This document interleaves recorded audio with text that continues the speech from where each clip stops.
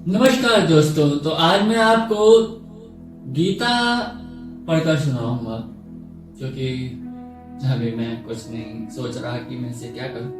तो अब मैं इसे शुरू कर रहा हूं पढ़ना, तो सोचा आप लोग के साथ भी पढ़ना या फिर इसे शेयर किया जाए। तो चलिए शुरू करते हैं। किताब का नाम है श्रीमद् भगवद गीता, साधक संजीवनी, हिंदी टीका से स्वामी राम सुखदास के द्वारा लिखी गई। वैसे आप इस चैनल में सभी किताबें पाएंगे। आज मैं इस गीता से इसलिए शुरू कर रहा हूँ कि शुरुआत थोड़ा धार्मिक हो जाए।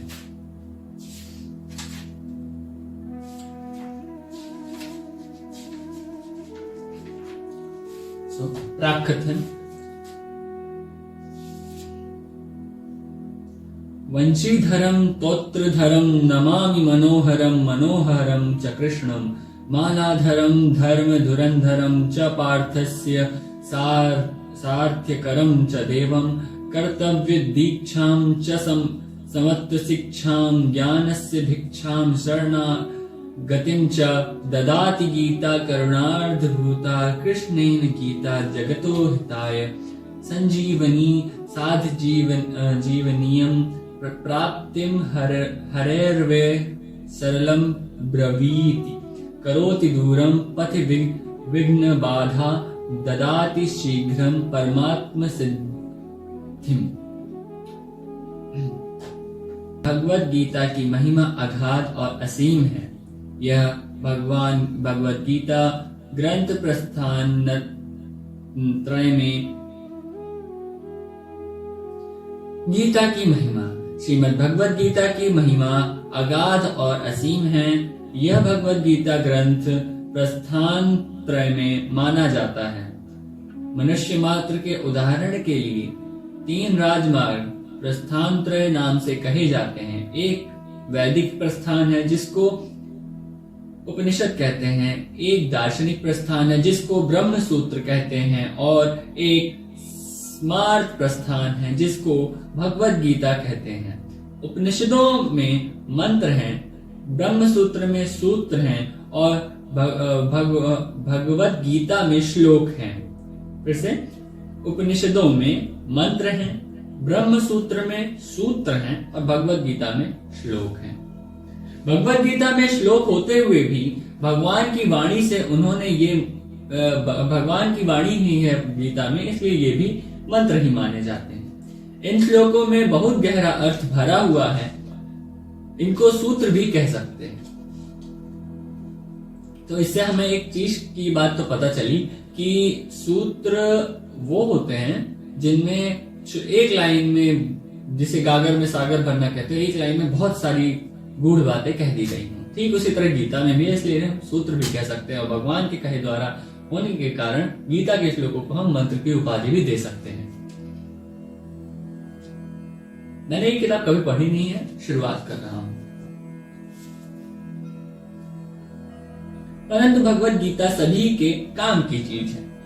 भगवद गीता एक बहुत ही अलौकिक विचित्र ग्रंथ है। इसमें साधक के लिए उपयोगी पूरी सामग्री मिलती है, चाहे वह किसी भी देश का, किसी भी वेश का, किसी भी समुदाय का, किसी भी संप्रदाय का, किसी भी वर्ण का, किसी भी आश्रम का कोई व्यक्ति क्यों न हो। इसका कारण यह है कि इसमें किसी समुदाय विशेष की निंदा या प्रशंसा नहीं है, प्रत्युत वास्तविक तत्व का वर्णन है। वास्तविक तत्व परमात्मा वह है जो परिवर्तनशील प्रकृति और प्रकृति जन्य पदार्थों से सर्वथा अतीत और संपूर्ण देश काल वस्तु व्यक्ति परिस्थिति आदि में नित्य निरंतर एक रस एक रूप रहने वाला है। तो गीता में यहाँ पे अभी समझ में आया कि गीता में इन्होंने समझाया है लेखक ने कि गीता जो है उसने किसी की निंदा नहीं की है, ना ही उसने किसी की तारीफ की है। बस एक जो मेन चीज है तत्व का, उन्होंने उसे ज्ञान किया है, उन्होंने यहाँ पे लिख दिया है गीता में। जो मनुष्य जहाँ है और जैसा है, वास्तविक तत्व वहाँ वैसा ही उसी पूर्ण रूप से विद्यमान है, यानी ईश्वर हर जगह है, ये इसका मानना है। परंतु परिवर्तनशील प्रकृति जन्य वस्तु व्यक्तियों में राग द्वेष के कारण उसका अनुभव नहीं होता। सर्वथा राग द्वेष रहित होने पर उसका स्वतः अनुभव हो जाता है। भगवत गीता का उपदेश महान अलौकिक का इस पर कई टीकाएं हो गई हैं। टीकाएं आने का अर्थ है कि उन ग्रंथों का अपने अनुसार जो हम समझे, मतलब जो उन श्लोकों को उसे लिख देने को टीका कहते हैं, जहां तक मुझे पता है।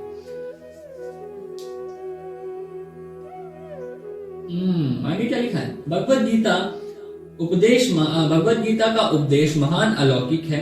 इस पर कई टीकाएं हो गई हैं और कई टीकाएं होती ही चली जा रही हैं। फिर भी संत महात्माओं विद्वानों के मन में गीता के नए नए भाव प्रकट होते रहते हैं। इस गंभीर ग्रंथ पर कितना ही विचार किया जाए तो भी इसका कोई पार नहीं पा सकता। इसमें जैसे जैसे गहरे उतरते जाते हैं वैसे वैसे इसमें गहरी बातें मिलती चली जाती हैं। जब एक अच्छे विद्वान पुरुष के भावों का भी जल्दी अंत नहीं आता, फिर जिनका नाम रूप आदि यावन मात्र अनंत है, यावन मात्र मैं भी नहीं जानता, ढूंढना पड़ेगा। ऐसे भगवान के द्वारा कहे हुए वचनों में भरे हुए भावों का अंत आ ही कैसे सकता है? चलो समझते हैं। जब एक अच्छे विद्वान पुरुष के भावों का भी जल्दी अंत नहीं आता, फिर उसको जिसका नाम रूप आदि यावन मात्र अनंत है,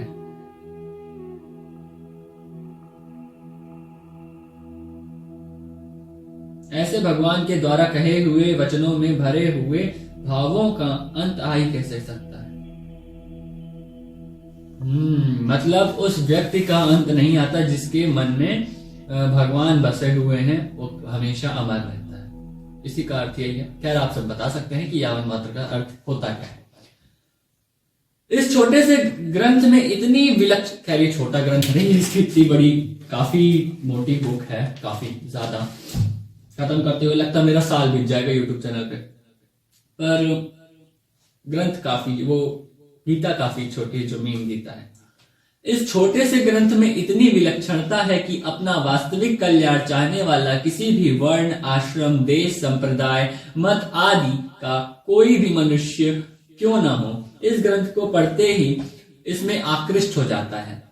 आकृष्ट का अर्थ है यहाँ पास, आकृष्ट यानी उससे आकर्षित हो जाता है, उससे अट्रैक्ट हो जाता है और उसमें एकदम डूब जाता है। उसको पढ़ते पढ़ते पानी में नहीं, उस किताब में, उसकी भावनाओं में डूब जाता है। फिर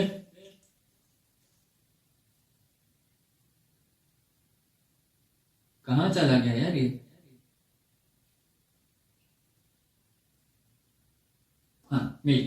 अगर मनुष्य इस ग्रंथ का थोड़ा सा भी पठन पाठन करे तो उसको अपने उदार के लिए बहुत ही संतोषजनक उपाय मिलते हैं।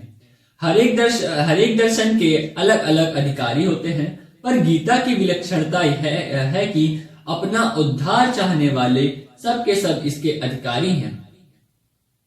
भगवत गीता में साधनों का वर्णन करने में, विस्तार पूर्वक समझाने में, एक एक साधन को कई बार कहने में संकोच नहीं किया है।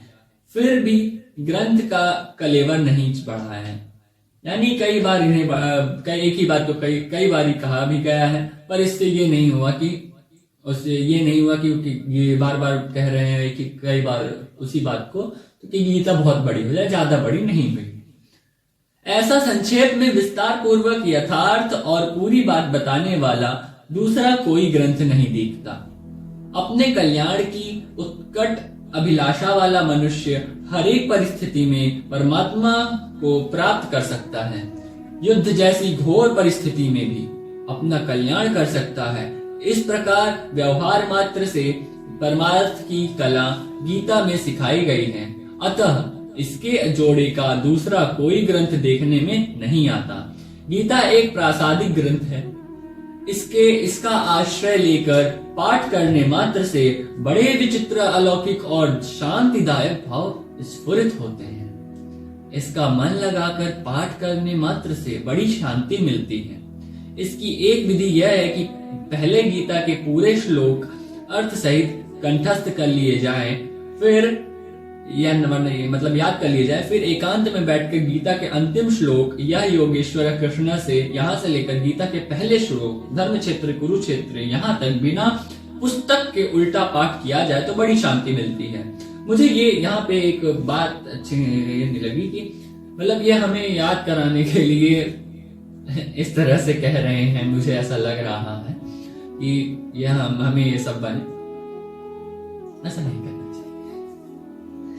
पर कोई नहीं, पढ़ना चाहिए, जरूर चाहिए, पढ़ने में कोई संकोच नहीं। पर अब ये आप सामने वाले को एकदम मूर्ख बनाए कि आप याद कर लो, फिर उसको बैठ के उल्टा सीधा मतलब लास्ट से लेके अंत तक पढ़ो, फिर स्टार्टिंग से लेके जाए। हम उन्हें रट थोड़ी रहे, हम उन्हें समझना चाहते हैं।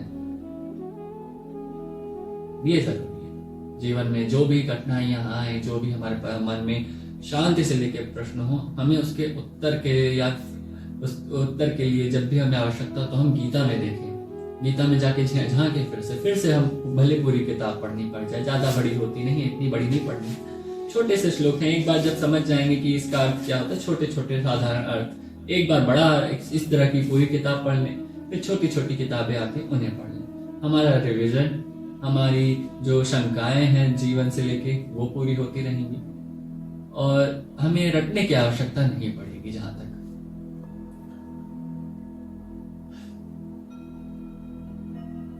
यदि प्रतिदिन पूरी गीता का एक या अनेक बार पाठ किया जाए तो इससे गीता के विशेष अर्थ स्फुरित होते हैं। ये बात तो सही है कि अगर हम रोज गीता पढ़ें तो उससे वो छोटी गीता, उससे हमें नए अर्थ मिलेंगे, अपने जीवन से जुड़े हुए दिन भर के सारे प्रश्न हम रिवाइज कर सकते हैं कि हमारे मन में क्या आ रहा है, किस समय क्या आ रहा है। तो हमें कहीं उत्तर जब ना मिले तो हम सोच सकते हैं कि इससे क्या जुड़ा, इस परेशानी से जुड़ा हुआ ईश्वर ने कुछ कहे गए हैं कि नहीं।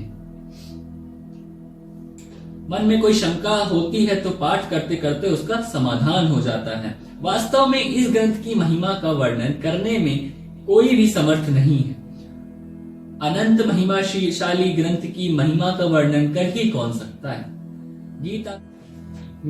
गीता का खास लक्ष्य, गीता किसी वादक को लेकर नहीं चली है, अर्थात द्वैत, अद्वैत, विशिष्टाद्वैत, द्वैताद्वैत, विशुद्धाद्वैत, अचिंत्य भेदाभेद आदि किसी भी वादक को किसी एक संप्रदाय के एक सिद्धांत को लेकर नहीं चली है। गीता का मुख्य लक्ष्य है कि ये अलग अलग तरह के रास्ते होते हैं मुक्ति पाने के या ईश्वर से मिलने के या खुद में ईश्वर को ढूंढने में, ईश्वर की तलाश के अलग अलग रूल हैं। द्वैत है, अद्वैत है, विशिष्टाद्वैत है या फिर विचार जिन्हें आप कह सकते हैं, अलग अलग विचार है। तो गीता में ये समझाया जा रहा है कि किसी एक खास विचार को नहीं कहा जा रहा है, बस जो तत्व ज्ञान है उन्हें कह दिया गया है। गीता का मुख्य लक्ष्य यह है कि मनुष्य किसी भी वाद, मत, सिद्धांत को मानने वाला क्यों ना हो, उसका प्रत्येक परिस्थिति में कल्याण हो जाए। वह किसी भी परिस्थिति में परमात्म प्राप्ति से वंचित ना रहे, क्योंकि जीव मात्र का मनुष्य योनि में जन्म केवल अपने कल्याण के लिए हुआ है। संसार में ऐसी कोई भी परिस्थिति नहीं है जिसमें मनुष्य का कल्याण नहीं हो सकता, कारण कि परमात्म तत्व प्रत्येक परिस्थिति में समान रूप से विद्यमान है। अतः साधक के सामने कोई भी और कैसी भी परिस्थिति आए, उसका केवल सदुपयोग करना है। सदुपयोग करने का अर्थ है दुखदायी परिस्थिति आने पर सुख की इच्छा त्याग करना और समुदायी परिस्थिति आने पर सुख भोग का तथा वह बनी रहे ऐसी इच्छा का त्याग करना और उसको दूसरों की सेवा में लगाना। इस प्रकार सदुपयोग करने से मनुष्य दुखदायी और सुखदायी दोनों परिस्थितियों से ऊंचा उठ जाता है, अर्थात उसका कल्याण हो जाता है। सृष्टि से पूर्व परमात्मा में मैं एक ही अनेक को रूप में हो जाऊं, ऐसा संकल्प हुआ। इस संकल्प से एक ही परमात्मा प्रेम वृद्धि की लीला के लिए प्रेम का आदान प्रदान करने के लिए स्वयं ही कृष्ण और श्री जी, राधा जी इन दोनों रूपों में प्रकट हो गए। उन दोनों ने परस्पर लीला करने के लिए एक खेल रचा। उस खेल के लिए प्रभु के संकल्प से अनंत जीवों की, जो कि अनादिकाल से थे, और खेल के पदार्थों, शरीर आदि की सृष्टि हुई। खेल तभी होता है जब दोनों तरफ के खिलाड़ी स्वतंत्र हों। इसके लिए भगवान जीवों का स्वतंत्र प्रदान की। उस खेल में श्री जी का तो केवल भगवान की तरफ ही आकर्षण रहा। खेल में उनसे भूल नहीं हुई, अतः श्री जी और भगवान में प्रेम वृद्धि लीला हुई। परंतु दूसरे जितने जीव थे उन सब ने भूल से संयोग जन्य सुख के लिए खेल के पदार्थों, उत्पत्ति विनाशील प्रकृति जन्य पदार्थों के साथ अपना संबंध मान लिया, जिससे वे जन्म मरण के चरण में पड़ गए। खेल के पदार्थ केवल खेल के लिए ही होते हैं, जो किसी के व्यक्तिगत नहीं होते, परंतु वे जीव खेल खेलना तो भूल गए और मिली हुई स्वतंत्रता का दुरुपयोग करके खेलने और पदार्थों को अर्थात शरीर आदि को व्यक्तिगत मानने लग गए। इससे वे उन पदार्थों में फंस गए और भगवान से सर्वथा विमुख हो गए।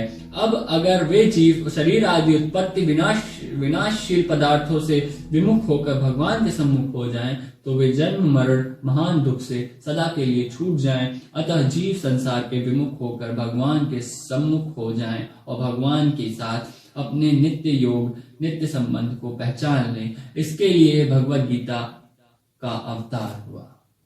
आज बस यहीं पढ़ेंगे। अगले वीडियो में हम पढ़ेंगे गीता का योग और साधन की 2 शैलियां, और इसी तरह बढ़ते बढ़ते जब ये खत्म हो जाएगा तब हम शुरू करेंगे श्रीमद् भगवद गीता में धर्म क्षेत्र जहाँ शुरू होती टीका के संबंध में एवं ऐसी तरह जानकारी दी गई है लेखक के द्वारा। प्रथम अध्याय, वैसे माफ करिएगा मैं थूक लगा रहा हूं, पर मैं ये नहीं मानता।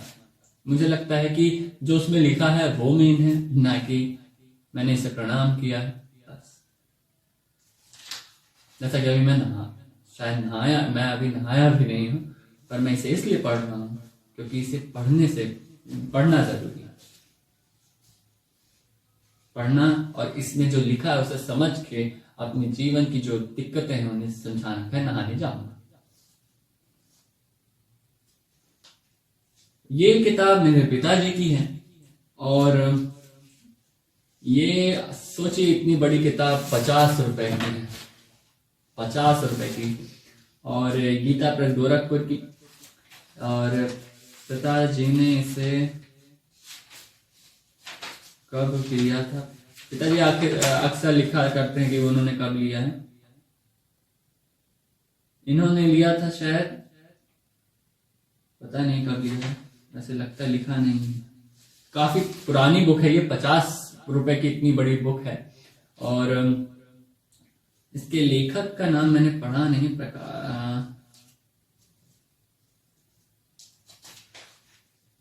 चलिए फिर अगले वीडियो में बताएंगे। तो इससे अगर आपको इस बुक को पूरा सुनना है तो चैनल को सब्सक्राइब कर दीजिए। रोज इससे जुड़े हुए वीडियोस आएंगे और हमसे मिल, और इसी तरह मैं भी पढ़ूंगा, आप भी सुनते रहिएगा। चलिए नमस्कार।